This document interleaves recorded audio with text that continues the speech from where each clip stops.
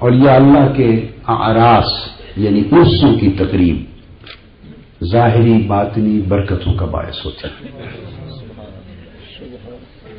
اور ان کے مزار پر اجتماع کرنا، ان کے مزار کی زیارت کرنا، اس پر اجتماع کرنا، منبر بنانا، خطاب کرنا، اللہ اور اللہ کے رسول کی بات، اہل اللہ کی بات کرنا سننا، یہ براہ راست حضور نبی اکرم صلی اللہ علیہ وسلم کی سنت ہے۔ صحیح بخاری میں، صحیح مسلم میں متفق علیہ حدیث، اور سیاستہ میں بھی کثرت کے ساتھ، اور درجنوں کتب حدیث میں الگ الگ طرق اور الگ الگ روایات سے اسانید کے ساتھ مروی ہے، حدیث صحیح ہے کہ حضور نبی اکرم صلی اللہ علیہ وآلہ وسلم اپنے وصال مبارک سے چند دن قبل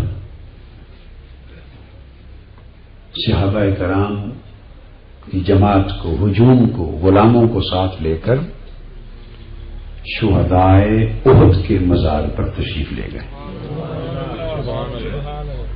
اور یہ زیارت اور یہ وہاں تشریف لے جانا تنہا نہیں تھا، صحابہ کرام کی جماعت اور ہجوم کے ساتھ تھا، اجتماع کے ساتھ۔ تو آقا علیہ الصلوۃ والسلام نے اجتماعی زیارت کی اور مزار پر شہدائے احد کی، تو گویا اجتماعی طور پر مزارات صحابہ، شہداء اور اولیاء یہ سب کچھ اس میں جمع ہے۔ تو مزارات پر، اہل اللہ کی مزارات پر اجتماع کی شکل میں جانا سنت ہے۔ صحابہ کرام کہتے ہیں جب آقا علیہ الصلوۃ والسلام نے نماز پڑھی یا دعا فرمائی اور اس دعا سے فارغ ہوئے، دعا سے زیارت مزارات شہدائے احد اور دعا سے فارغ ہوئے، تو آپ نے وہاں منبر لگایا۔ اب یہ خاص نقطہ ہے جو میں حدیث پاک جو پڑھتے ہیں مجھ سے طلباء بخاری مسلم سیاستہ، چند دن پہلے ان کو یہ نقطہ پڑھا رہا تھا حدیث پڑھاتے کے دوران، کہ شہدائے احد کا مزار ہے، مسجد نہیں ہے۔ منبر مسجدوں میں ہوتا ہے، مزارات پہ نہیں ہوتا۔ منبر مسجدوں میں ہوتا ہے، مزارات میں نہیں ہوتا، الا یہ کہ وہاں بھی مسجد ہو، خطبہ جمعہ ہوتا ہو، خطبہ ہو تو پھر منبر ہوگا۔ تو اس وقت تو آبادی نہیں تھی، تو باہر ایک پہاڑ کا دامن تھا، میدان جنگ تھا، شہید ہو گئے وہیں دفنائے گئے، وہاں تو کوئی مسجد، کوئی جمعہ نام کی چیز، مسجد تو مدینہ پاک کے شہر میں تھی، مسجد نبوی۔ تو بخاری مسلم میں حدیث متفق علیہ آتا ہے، صحابہ کرام فرماتے ہیں کہ فارغ ہو کر آقا علیہ السلام منبر پہ تشریف فرما ہوئے۔ میں حدیث پڑھاتے ہوئے طلباء کو بتا رہا تھا کہ سوچیں یہاں شرح کرنے والوں نے اس نقطے پر توجہ نہیں دی، شارحین نے اس نقطے پر توجہ، اور سو باقی علماء مبلغین نے بھی نہیں دی، کیونکہ کتابوں میں نہیں آیا، سو جو کتابوں میں نہ آئے پھر دھیان میں نہیں آتا، جو کتابوں میں نہ آئے دھیان میں نہیں آتا، اس لیے کوئی متوجہ نہیں ہوا۔ تو میں سوال کرتا ہوں کہ وہ اس جگہ پہ منبر کہاں سے آ گیا؟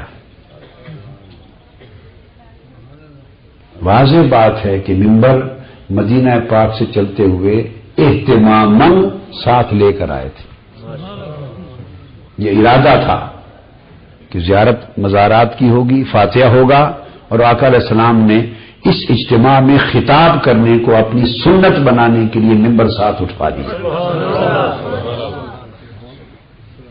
منبر رکھ دی۔ آقا علیہ السلام منبر پہ تشریف فرما ہوئے، اور وہاں جو آپ نے خطاب فرمایا تو گویا منبر رکھنا، مزارات پر اجتماع کرنا، اجتماعی زیارت کرنا، دعا کرنا، اور منبر رکھ کے اجتماع کی شکل میں پھر خطاب کرنا۔ کیا کرنا؟ خطاب، بس علاوہ اس کے عرس میں اور کوئی چیز نہیں ہوتی، اسی کو عرس کہتے ہیں۔ اسی کو یہ اجزاء ہیں عرس کے، اجزاء ترکیبی ہیں. شان مصطفیٰ.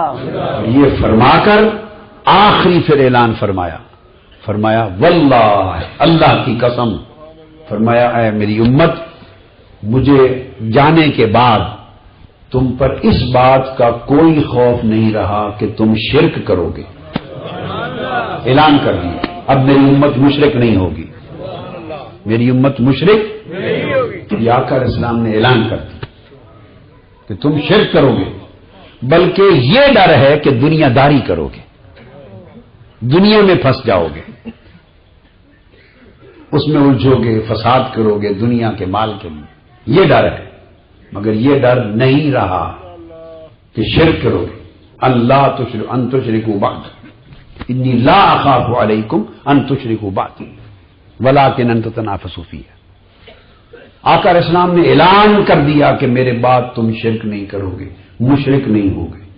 سو جو شخص حضور کی امت کو اب مشرک کہے گا وہ معاذ اللہ حضور کے اعلان کی نفی کر رہا ہے، آقا علیہ السلام کے اعلان کی نفی کر رہا ہے. حضور کی امت کو شرک سے پاک کر دیا، اور یہ اعلان اس مقام پر کیا کہ شرک نہیں کرو گے جب شہداء احد کا عرس فرما رہے تھے. شہداء احد کا عرس کر رہے تھے، ان کے مزارات پر زیارت کر کے دعا کر کے منبر رکھ کے اجتماع سے خطاب کر رہے تھے، اور اس موقع پر اس فرمانے کا ایک تعلق ہے. اس موقع پر یہ فرمانا کہ شرک نہیں کرو گے اس کا کوئی خوف نہیں، اس کی ایک نسبت ہے، اس کے اندر ایک اہمیت ہے. بتانا مقصود یہ تھا کہ اس منظر کی طرف اشارہ کر کے کہ قیامت تک میری امت میں لوگ جو اولیاء کے مزارات پر زیارت کے لیے آئیں گے، اجتماع کریں گے، عرس کریں گے، خبردار انہیں کوئی مشرک نہ کہے.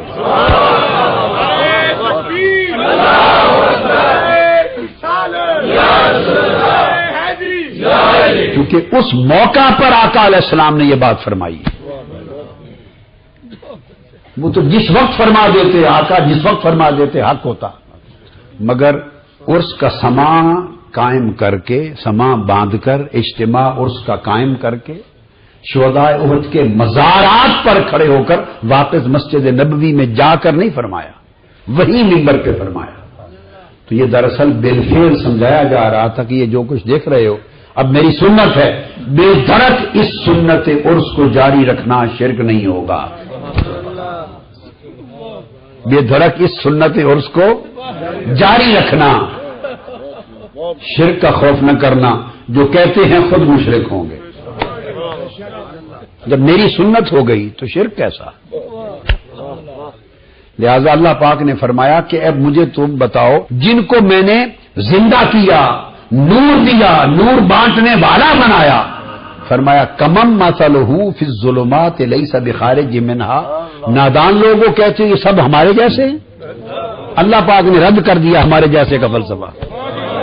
سنو، کوئی ضرورت نہیں، کوئی عالم، کوئی مولوی، کوئی خطیب، کوئی مبلغ، کوئی کیا فتویٰ دے، ضرورت نہیں. جب خدا نے کہا خاموش رہو، فتویٰ میں خود دیتا ہوں.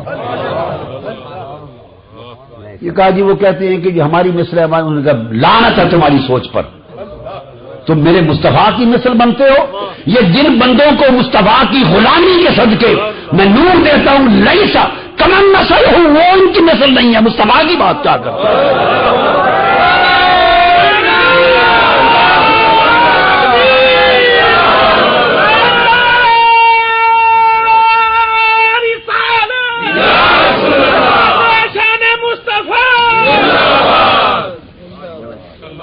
یہ قرآن کی نص سے صریح ہے، یاد رکھ لینا. سورہ الانعام آیت نمبر 122.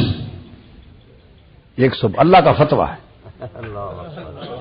اللہ کا فتویٰ ہے. اب کوئی اللہ سے بڑا مفتی بن کے آ جائے تو کینسل کر دے اس فتوے کو، کینسل کر دے. اللہ نے فرمایا اومن کان، کیا وہ مردہ پھر وہ زندہ ہوا، پھر وہ صاحب نور ہوا. 4 درجے بیان کیے. وہ مردہ تھا، اس کو زندہ کیا، پھر صاحب نور کیا، پھر قاسم نور کیا، نور بانٹنے والا کیا. یمشی بہی فی الناس. بعض کہتے ہیں کوئی فیض نہیں دے سکتا. فیض نہیں دے سکتا. کتنی نادانی کی بات. اگر وہ فیض نہیں دے سکتا تو یمشی بھئی فی الناس، اللہ نے فرمایا پھر نور لے کر لوگوں میں گھومتا پھرتا ہے. تو اللہ اس کو ایکسرسائز کرواتا ہے. کس لیے گھماتا پھراتا ہے؟ تاکہ 5-4 میل روزانہ ایکسرسائز کرو. گھماتا کس لیے؟ لوگوں کو دینے کے لیے گھماتا ہے. یمشی جو فیض نہیں دے سکتا تو بات یہیں پر ختم ہو جاتی. وجعلنا لہ نورا، اس کو ہم نے صاحب نور کر دیا. صاحب بلا وہ اندھیرے والوں کے برابر کیسے ہو سکتا ہے؟ مضمون یہ تھا. تو اگلی چوتھی قسم بیان کی، یمشی بھئی فی الناس، پھر نور لے کر لوگوں میں پھرتا ہے. اگر نور دے نہیں سکتا تو پھرتا کیوں ہے؟